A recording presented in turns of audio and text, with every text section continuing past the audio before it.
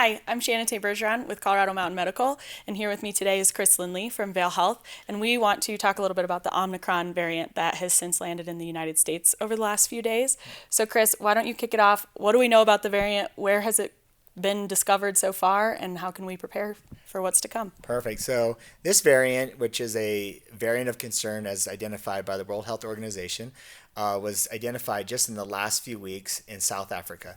That does not mean that the variant emerged from South Africa. In fact, we believe that it probably emerged somewhere outside of South Africa, as we're starting to see cases pop up worldwide as we are actually, for the first time, looking for this variant.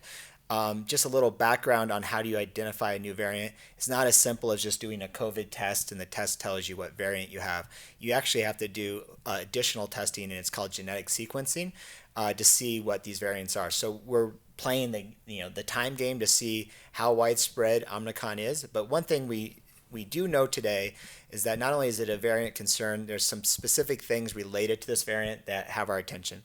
The first one is transmissibility. We're very concerned that this variant could outcompete the Delta variant, which is spreading around the world. And if that's the case, that means that we would see Omicron spread throughout the world like we've seen Delta here locally and throughout the world. The second piece is our underlying immune system protected against Omicron? That's whether you've had COVID-19 in the past, that's called infection-induced immunity, or if you've had vaccination in the past, which is called vaccination-induced immunity. It does appear from early data from South Africa that infection-induced immunity does not provide protection for Omicron. So what that means is if you've had COVID-19 in the past, whether it's the wild type, the beta, or delta, you could get Omicron, and we're starting to see that in South Africa.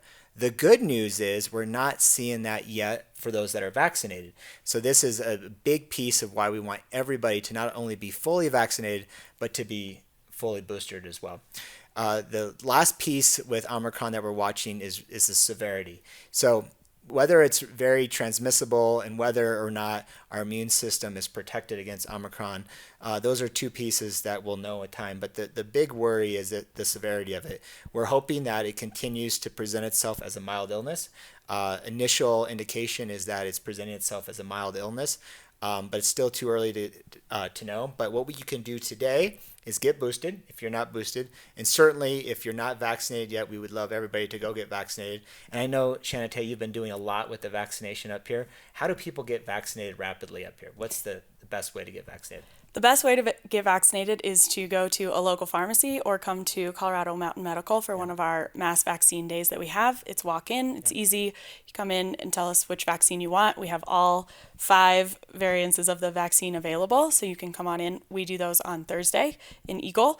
Visit our website, cmmhealth.org, to see all of the information for those vaccine clinics.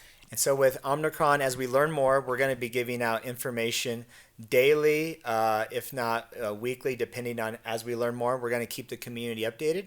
We're watching this, but we are preparing internally for worst case scenario, hoping for the best, but preparing for the worst. And the best preparation is certainly getting our community vaccinated. And then also making sure our community is healthy and staying healthy. For the past 2 years, we've pushed a message of isolation, washing your hands, wearing masks, getting vaccinated once we had the vaccine available. The 5th component of that, I think the piece we've missed, is getting and staying healthy. So we hope that everybody, especially hearing this new news and knowing that this is going to happen again and again as we go forward, let's invest in our health. Let's get and stay as healthy as we can, because this isn't the last variant we're going to see. We're going to see more, and that way we can tackle it the best we can.